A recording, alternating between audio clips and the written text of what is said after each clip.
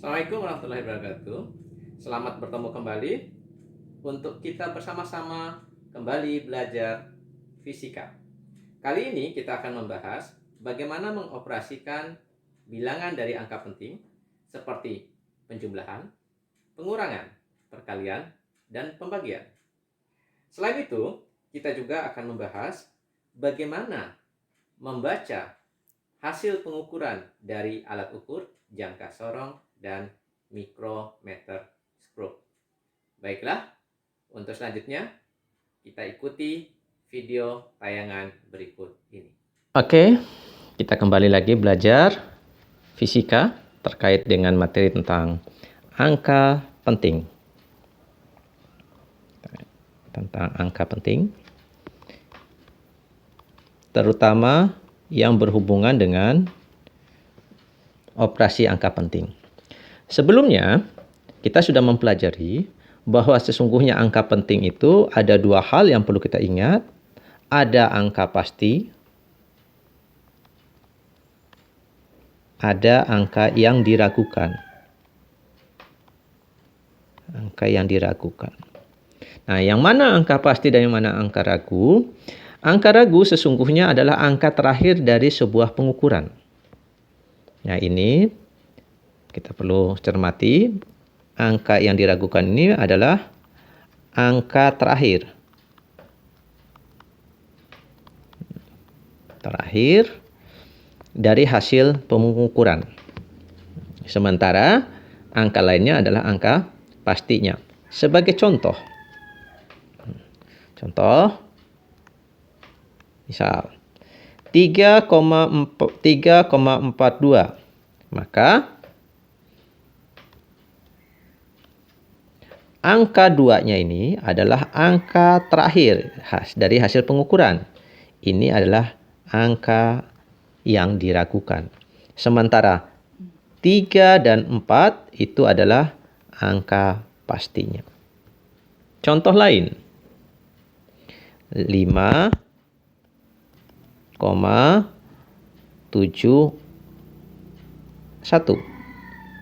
Nah, mana yang disebut angka terakhir? Tentunya angka terakhirnya adalah angka satunya. Angka terakhir adalah angka 1. Angka 1 ini sebagai angka ragu. Sementara 5 dan 7 sebagai angka pastinya. Nah, sekarang bagaimana jika kita melakukan operasi penjumlahan? Yang pada intinya operasi penjumlahan itu sama halnya dengan operasi pengurangan, hanya berbeda positif dan negatifnya. Untuk penjumlahan angka penting,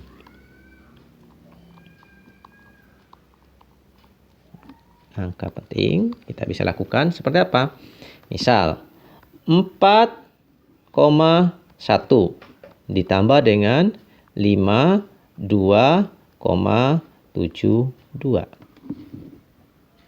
Nah, sekarang kita lihat dulu. Di angka 4,1 kita mendapatkan angka terakhir angka 1 ini sebagai angka yang diragukan. Sebaliknya di 52,72 angka 2 terakhir sebagai angka yang diragukan. Kemudian bagaimana operasi penjumlahannya?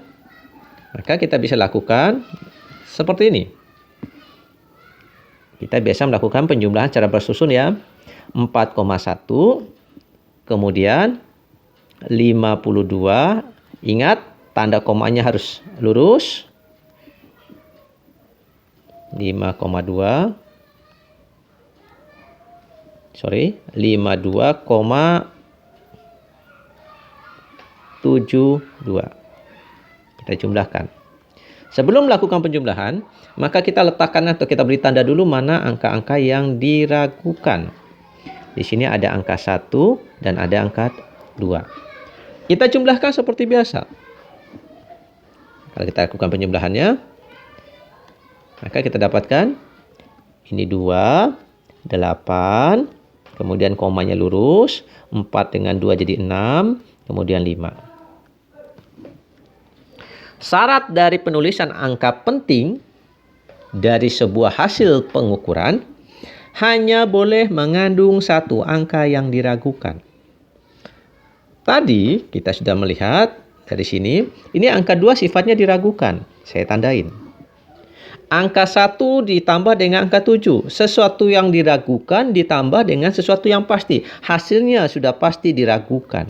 Saya tandain. Nah, 56,82 mengandung 2 angka yang diragukan. Sementara aturannya harus hanya maksimal 1 angka yang diragukan. Dengan demikian, angka ini harus dibulatkan angka terakhirnya menjadi 56,8. Inilah hasilnya. Contoh lain. Kita ambil contoh yang lain. Misal 3,5 ditambah 7,68. Kita jumlahkan. Berapa hasilnya? Maka tekniknya sama, kita tandain dulu angka terakhirnya sebagai angka yang diragukan. 5,3 5-nya, 7,68 8-nya. Kalau kita jumlahkan menjadi ininya 8, ininya 1, di sini jadi 11. Nah, sekarang kita lihat ada angka-angka yang sifatnya diragukan. Mana saja? Angka 8 tadi sifatnya diragukan.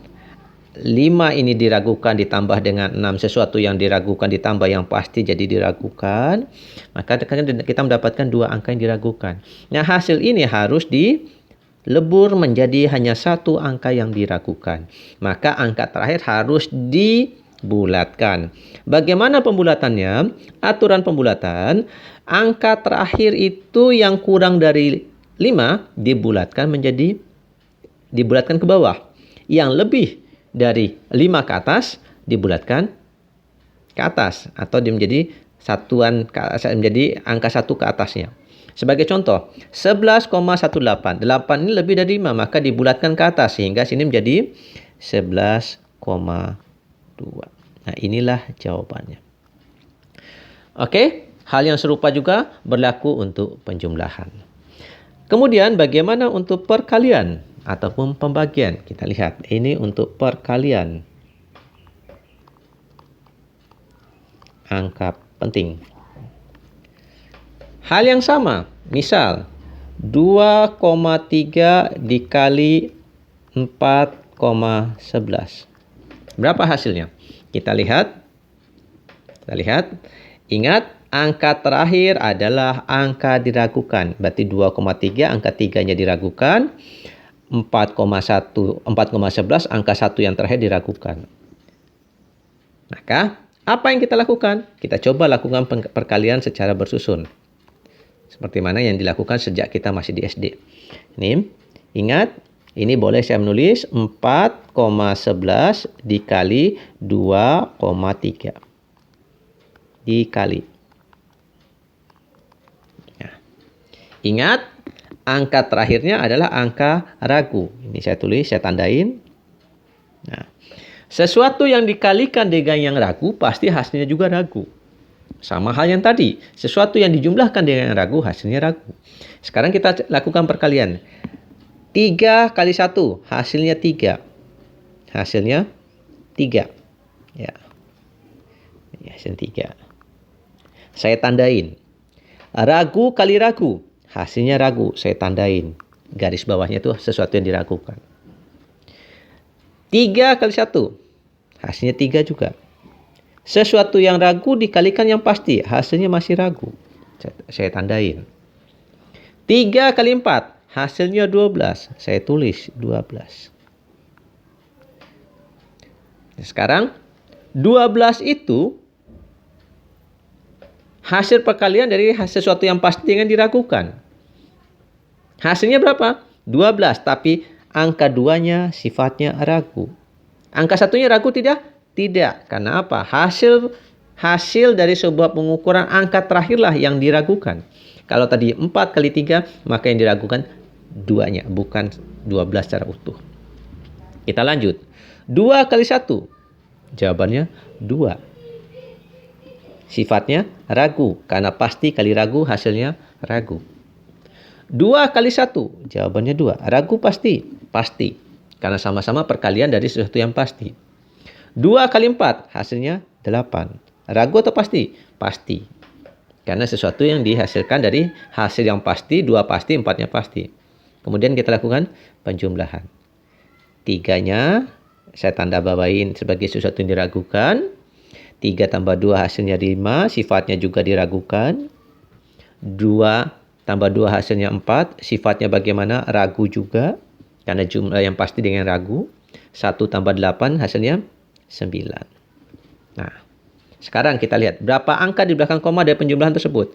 Ada 3 angka di belakang koma. 1, ini yang atasnya 4,11, 11 yang angka di belakang koma. Kemudian 2,33 yang belakang koma, mengandung 3 angka di belakang koma.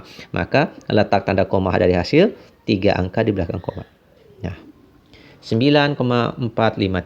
Lantas bagaimana hasilnya? Ingat, sesuatu angka hanya boleh mengandung 1 angka yang diragukan. Berarti ini harus kita bulatkan. Bagaimana cara membulatnya? Yang tersisa 9,5. Dari mana 9,5? Sesungguhnya 9,45 kita bulatkan. 9,453, 3-nya hilang menjadi 9,45. 9,45, 5-nya saat dibulatkan ke atas jadi 4 tambah 1 jadi 5. Hasilnya 9,5. Demikian yang bisa kita bahas tentang operasi angka penting. Nah, kalau ditanya 9,5 jadi berapa angka penting yang terkandung? Hanya 2 angka penting. Oke, itulah tentang bagaimana operasi perkalian ataupun penjumlahan dari sebuah angka penting. Untuk pengurangan dan pembagian sifatnya pun sama. Sekarang kita lanjut pada cara membaca hasil pengukuran dengan menggunakan baik jangka sorong maupun mikrometer skrup. Baik, sekarang kita bahas satu persatu. Yang pertama, kita lihat, ini adalah mikrometer skrup. Sebuah mikrometer skrup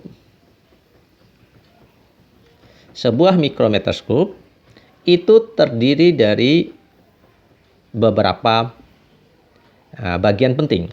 Yang pertama, ada poros tetap, seperti pada gambar. Yang kedua, ada poros geser. Kemudian ada pengunci, ada skala utama, ada frame-nya, kemudian ada skala nonius atau skala putar, ada pemutar, dan ada rekatnya. Nah, sekarang yang jadi patokan utamanya, kalau pada pertemuan lalu kita sudah mempelajari, sudah menyaksikan video bagaimana cara menggunakan mikrometer skrup, sekarang bagaimana cara membacanya. Yang paling utama yang kita lihat adalah dari sini. Skala utama dan skala noniusnya. Sebagai contoh, kita lihat. Jika sebuah pengukuran didapatkan hasil seperti ini. Ya, ini skala utama dan skala noniusnya ini.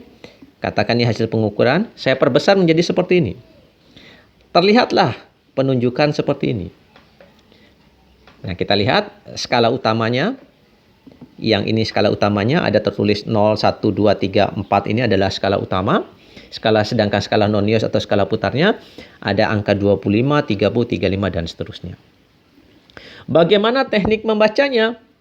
Cara membaca, ingat, selalu dimulai dari angka 0. Langkah pertama, kita coba perhatikan angka yang ditunjukkan oleh skala utama. Kita perhatikan ada skala 0, 1, kemudian di antara 0, 1 ada satu skala lagi, itu berarti menunjukkan 0,5. Jadi ini 0, kemudian yang bawah ini 1, 0, kemudian 0,5, 1, 1,5, 2, 2,5, 3, 3,5, 4, dan seterusnya. Nah, yang kita perhatikan adalah skala utama. Ini adalah skala utama. Skala utamanya. Nah, berapa angka yang ditunjuk dari skala utama? Kita lihat. Sudah melewati, yang jadi patokan kita lihat adalah angka yang sudah terlihat. Nah, ini adalah angka 4. Berarti nilainya adalah 4.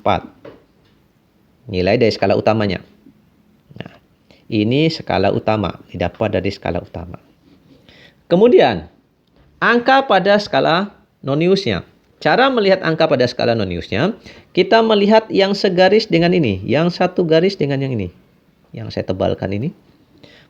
Maka di situ akan terlihat ada angka 30 yang tepat satu garis dengan angka skala utamanya.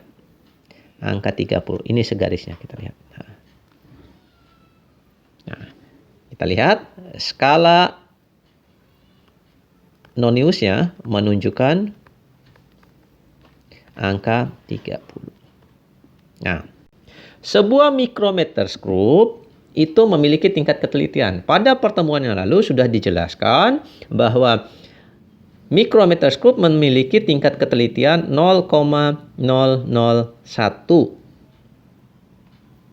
ya, milimeter. Jadi tingkat ketelitiannya 0,001. Nah, angka 30 ini kita kalikan dengan 0,001.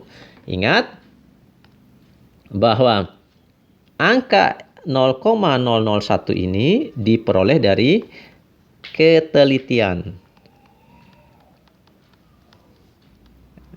Ketelitiannya. Oke. Nah, hasilnya berapa? Hasilnya diperoleh 0,030. Itu hasilnya. Hasil dari skala perkalian skala noniusnya. Maka hasil akhirnya menjadi 4 dari sini ya, 0,030.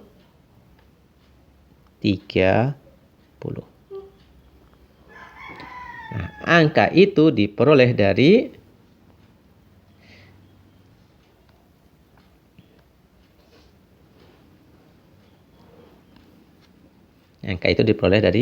angka ini, 4 ini diperoleh dari sini, dan angka 0,30 ini diperoleh dari sini. Nah, itulah hasil akhirnya 4,030. Lebih lanjut, kita coba satu kali lagi. Sekarang kita masukkan contoh yang lain. Oke. Kita lihat contoh yang lain. Ini adalah skala yang ditunjukkan dari hasil pengukuran menggunakan micrometer screw. Ingat cara bacanya bagaimana? Yang pertama yang kita lakukan, kita lihat angka pada skala utama di sini. Angka berapa yang sudah terbaca? Angka 4-nya sudah terbaca, tetapi skala setengahnya terlihat. Maka ini berarti menunjukkan angka. Jadi dari skala utamanya,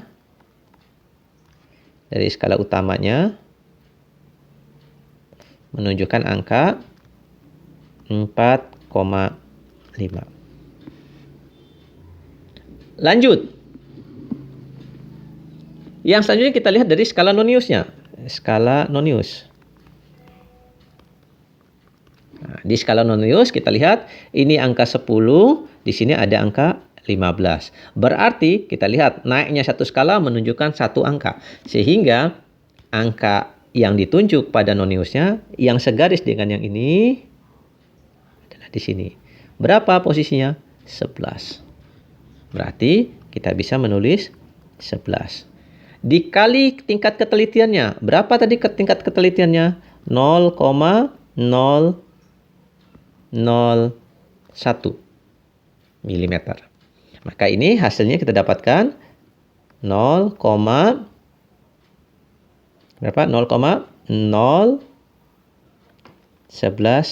milimeter. Nah, hasil akhirnya jadi berapa? Hasil akhirnya tinggal jumlahkan. 4,5 ditambah 0,011. Hasilnya menjadi 4,511 milimeter. Inilah hasil dari skala yang terukur.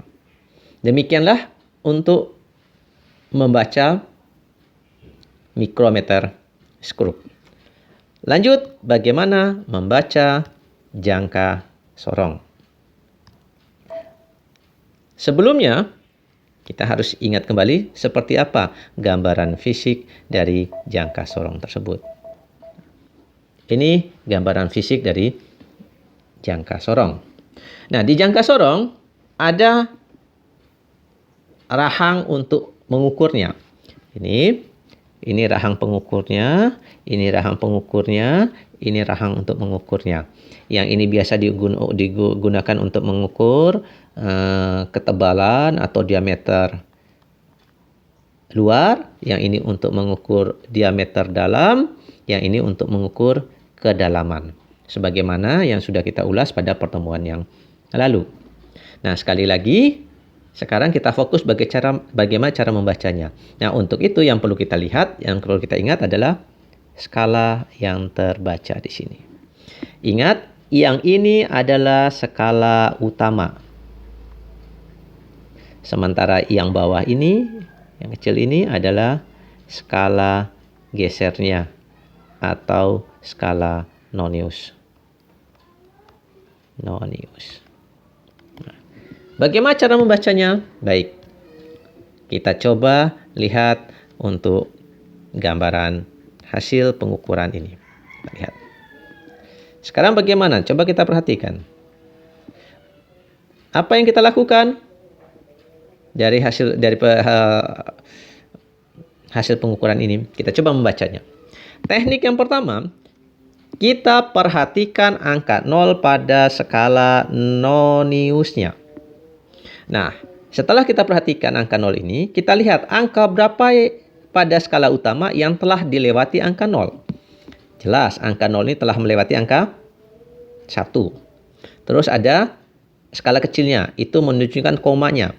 Berarti 1, 1, 2, 3, 4, 5. Lurus dengan koma 5. Ini kita lihat lurus dengan angka 0-nya. Berada di posisi 1,5. Kita tulis dulu. 1,5. Yang selanjutnya kita lihat adalah angka yang berimpit antara skala nonius dengan skala utama yang segaris. Kita perhatikan di sini kita melihat di angka 5 itu persis segaris dengan yang atas. Angka 5 ini posisinya segaris, kita lihat nih. Segaris dengan skala utamanya. Nah, artinya dia berada pada angka 5 ini sebagai nilai selanjutnya. Tinggal ditambahkan aja 5 di belakangnya. Nah, inilah nilai dari jangka sorong yang terukur. Ini yang terukurnya. Oke. Untuk lebih mudah memahami atau lebih mudah bisa kita simak pada contoh berikutnya. Kita lihat contoh berikutnya. Ya.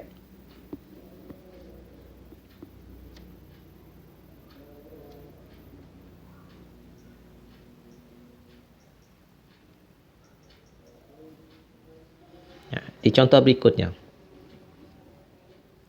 Apa yang kita perhatikan tadi? Adalah angka yang ditunjukkan oleh yang telah dilewati oleh angka 0 pada skala noniusnya. Kita perhatikan, ini angka 0 pada skala noniusnya. Sudah lewat angka berapa? Sudah lewat angka 1. Kemudian ada selisihnya lagi.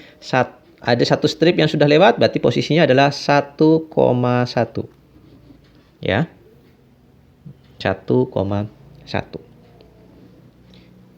Yang lanjutnya, apa yang kita lakukan? Kita lihat yang berimpit antara skala nonius dengan skala utama. Kita coba perhatikan angka-angka di bawah ini mana yang berimpit. Ternyata yang berimpit ada di angka 6 ini. Kita lihat berimpit dengan yang atas skalanya. Tinggal tambah angka 6 di sini. Maka hasilnya 1,16. Ini skalanya dalam sentimeter. Berarti 1,16 sentimeter. Demikian tentang membaca jangka sorong maupun mikrometerskop beserta bagaimana operasi angka penting.